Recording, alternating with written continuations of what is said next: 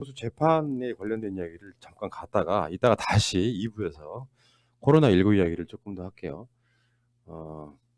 이게 이제 팟캐스트의 방송 편성상 이렇게 만들어졌다는 말씀드리고, 정경심 재판부가 전원 교체됐습니다, 이번에. 요걸 이제 대등 재판부라고 하다만, 그러니까 대장 판사에다가 새끼 판사 2명 이런 게 아니고 레벨이 비슷한 사람들끼리 모여서, 그 의미가 뭘까요? 어떻게 생각하세요? 왜 대등 재판부를? 그거는 제가 이제 그러니까 원래 재판부의 구성은 이렇게 이제 판사가 3명, 단독이 아닌 경우 3명이 들어오면은 가운데 있는 사람이 재판장입니다. 예. 그다음에 좌배석, 우배석 중에서 재판장이 재판을 진행하고 한 명이 주심 판사를 하고 나머진 배석하는데, 지금 그 대등 재판부란 얘기는 3명 다 대등한 지위를 가지고 있는, 그래서 돌아가면서 그 사건마다 재판장이 될 수 있고, 이제 단독이지만 그 합의 재판의 성격을 띌 수도 있는. 그러니까 예를 들어서 권 PD님이 재판장 맡은 사건에 대해서 황 작가나 신비라는 판사가 옆에서 그 법률적으로 지원하거나 아니면 뭐 질의응답을 할 수도 있고, 그래서 이건 제가 보기에 공판 중심주의에 좀 맞는, 그리고 판사 독단에 치우치지 않는 그런 그 제도. 그래서 이게 2019년 2월에 우리나라 이걸 최초로 도입했다고 합니다. 그러니까 이게 김명수 대법원 체제 들어와서 새롭게 그 국가에서 좀 개혁적 사법부 개혁의 일환으로서 도입한 그런 제도인데 좋은 제도 같습니다. 저는. 그러니까 이게 핵심은 이거예요. 합의부인데, 그러니까 그 서울중앙지법 형사 25부에서 예를 들면 송인권이, 김선혁이, 김태성이 해서 26기, 28기, 29기 이렇게 배시한단 말이에요. 그럼 여기서 제일 선배가 누구죠? 그러니까 계급적인 재판부에서 제가 항상 사법부 검사하고 판사가 계급인 나라가 없다고 했잖아요. 그러니까 평생 검사고 평생 판사이지, 이거 판사를 계급으로 승진시키는 제도, 이게 잘못됐단 말입니다. 그래서 이 계급주의 판결에서 재판부에서 수평적 관계로 바뀌었다, 이렇게 보면 되는 거고요.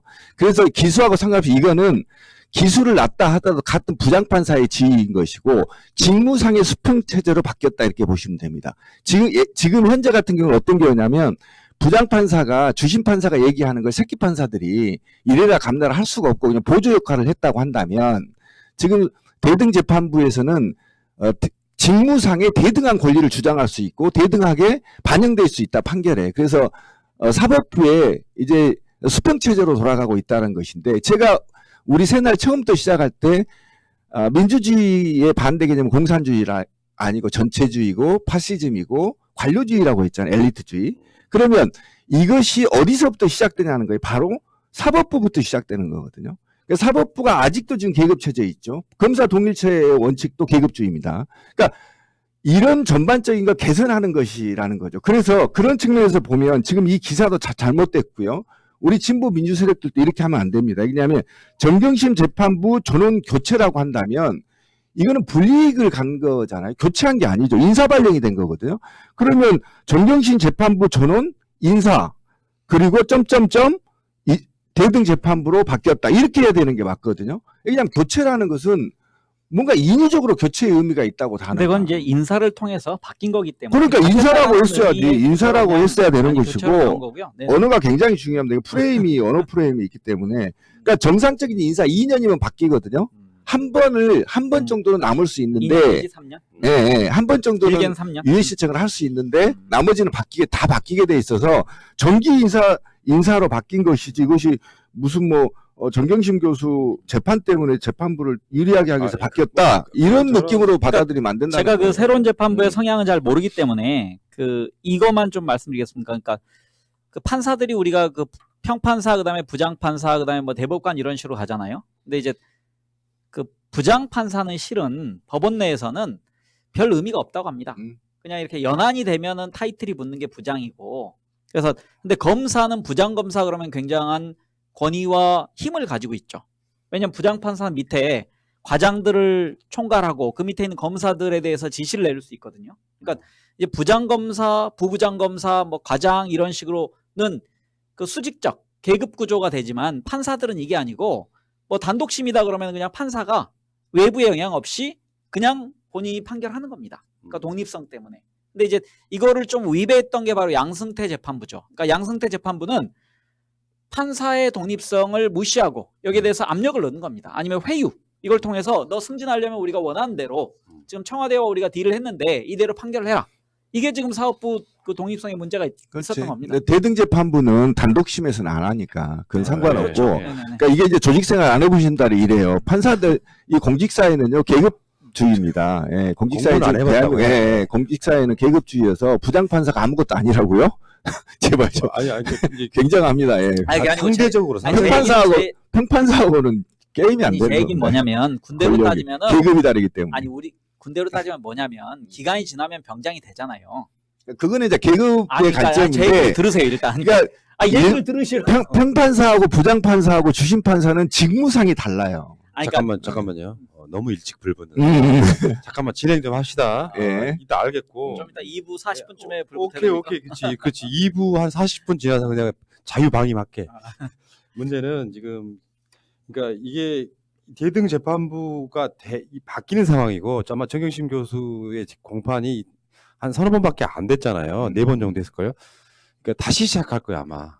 그러니까 요걸 그렇죠. 이제 우리들 네. 말로 하면 새시로 시작할 거예요. 전부 다시 한번 이야기할 건데 전 제가 봤을 땐 그렇습니다. 송인권 판사는 상당 부분 검찰의 표적이 돼 있을 가능성이 높아요. 그러니까 서로 간에 선입견 갖고 부딪힐 네. 수 있다고 생각이 들고 그렇기 때문에 제가 봤을 때는요. 송인권 판사라고 해서 특별히 정경심 교수를 옹호하려던 성향이 있는 게 아니고 그렇지. 그렇죠. 검찰의 공소장, 기소장이 너무 엉망이어가지고 네.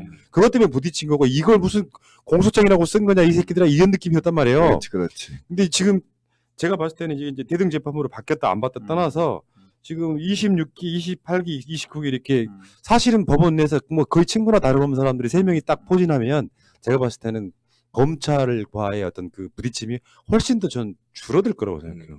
그러니까 그 말씀을 이어가면 어.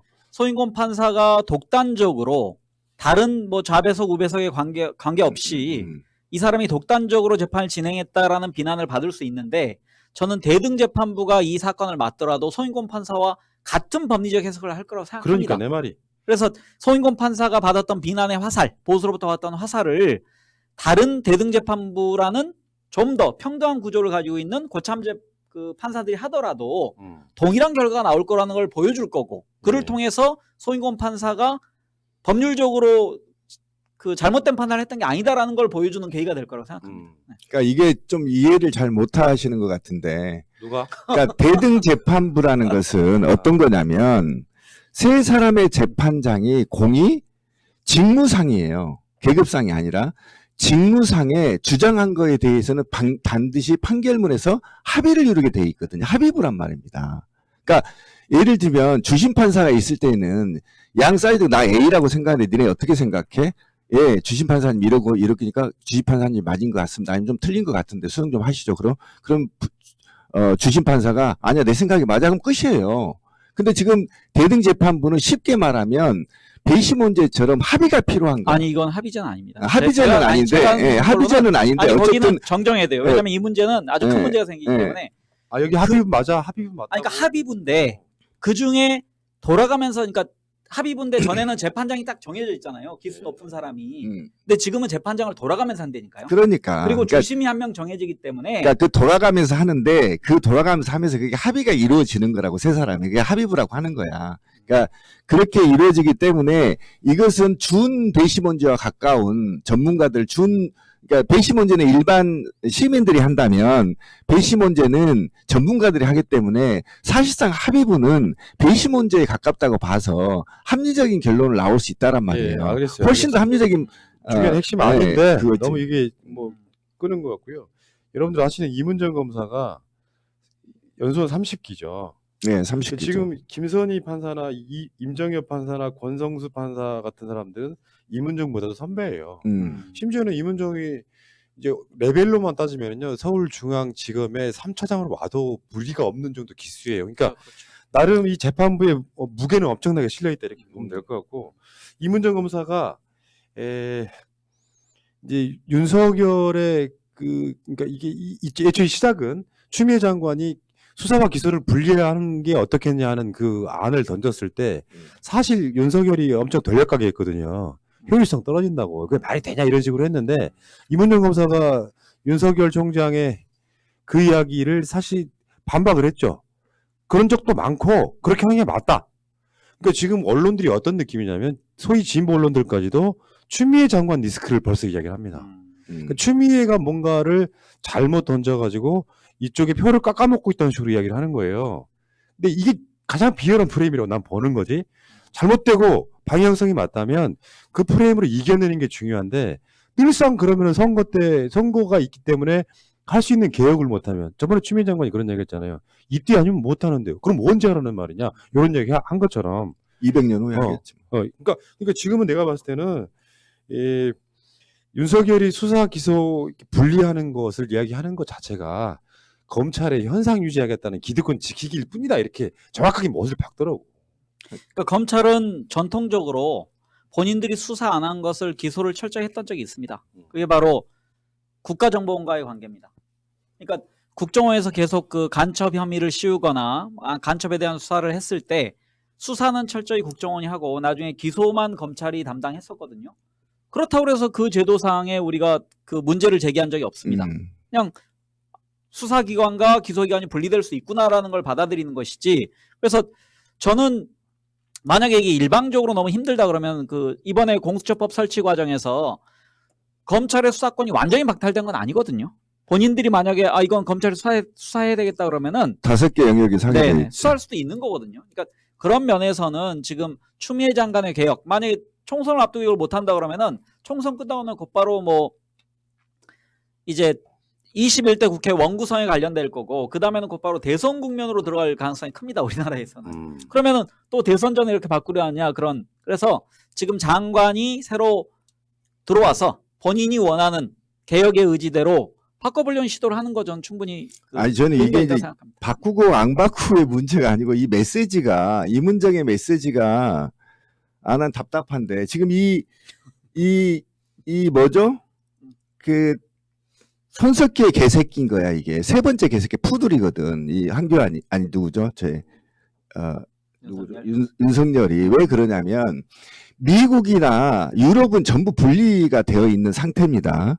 그리고 대한민국에서 분리되어 있어요. 경찰은 수사를 하면서도 불구하고 기소권이 없죠. 그럼 이미 수사와 기소가 분리되어 있죠.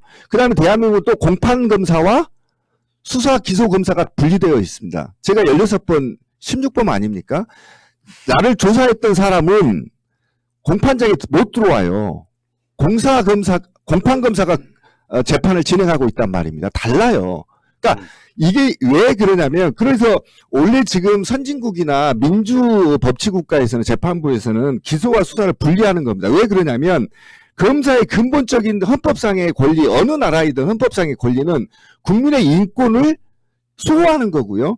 경찰은 수사기관이었습니다. 어느 나라나. 그러면 경찰이 수사 과정에서 인권이 침해됐는지를 감시하고 그리고 그 감시됐는지를 그래서 검찰은 우리의 친구라고 했잖아. 어디 가나 검찰은 정의롭다라는 것이 제가 없는데 가중하게 처벌을 받는 거에 대해서 감형해주고 나를 수사해주고 봐주는 것이 검사거든요. 재판장에서. 그런데 우리나라는 기소와 수사를 같이 하면 범죄자를 검찰이 만드는 꼴이 된단 말입니다.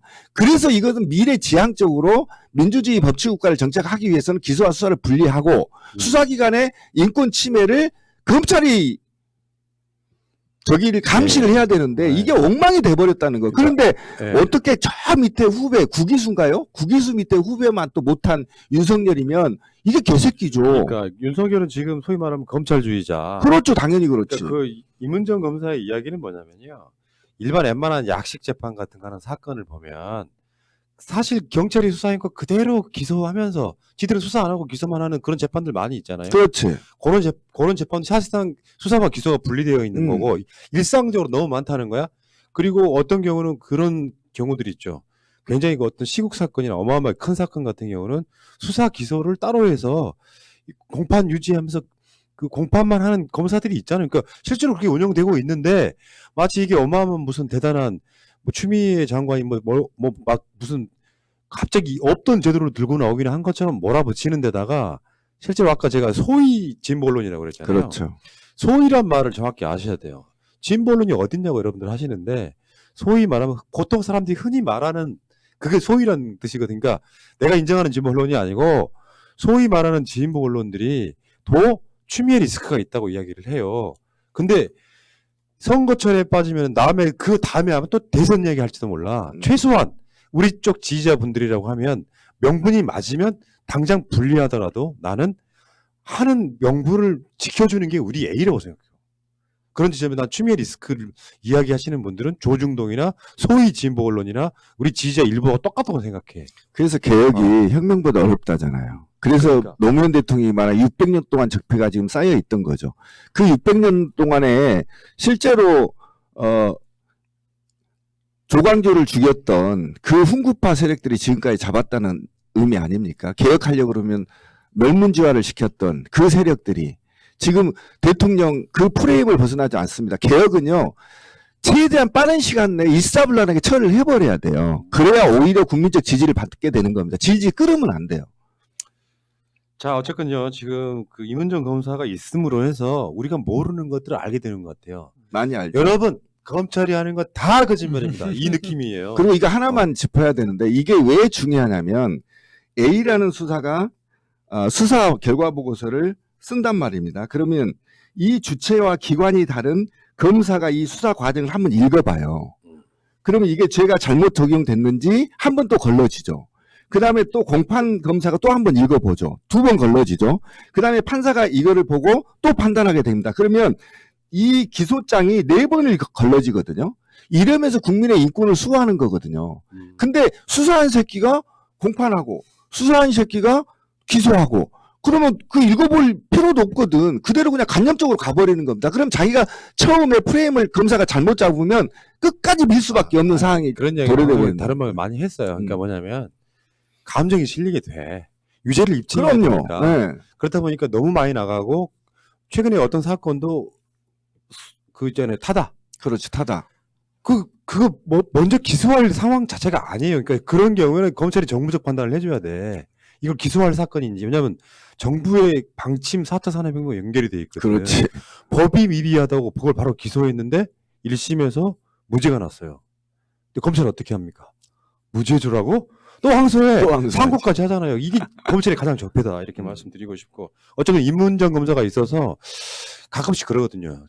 언론들이, 그러니까 기레기들이 진짜로 추미애 장관이 뭔가 잘못하고 있는 것처럼 이야기를 하는데 막상 들어가 보면 검찰이 이 자신들이 갖고 있는 법률적 지식만으로 이 기레기들과 내통해가지고 추미애 바보 만들기를 다시 하고 있는 측면이 분명히 있어요. 그렇죠. 속지 마시라는 말씀드리고. 그러니까 그에 대한 사실- 언급 하나만 하면요. 그러니까 언론가 이렇게 유착하는 검찰이 유착하는 거는 그 기사의 독점 혹은 속보 경쟁과 관련이 있고 그게 이제 클릭수. 그래서 그 언론의 매출과 관계가 있다고 생각합니다. 그러니까 그 검찰이 지금까지 선택적으로 그 속보, 독점적인 정보를 줬거든요. 그러니까 거기서 만약에 어떤 신문이 검찰에 좀 반대된 내용을 적는다면 그 언론사는 배제되거든요. 그러니까 검찰로부터 정보를 받는데 이제 그런 구조 때문에 우리가 알고 있는 소위 레거시 미디어들은 다 가급적이면 검찰과 같은 방향으로 바라보는 그런 기사를 쓸 수밖에 없는 구조가 돼 있습니다. 예, 쓰레것이 감사드리고요. 네. 자, 그 얘기는 여기까지 할게요.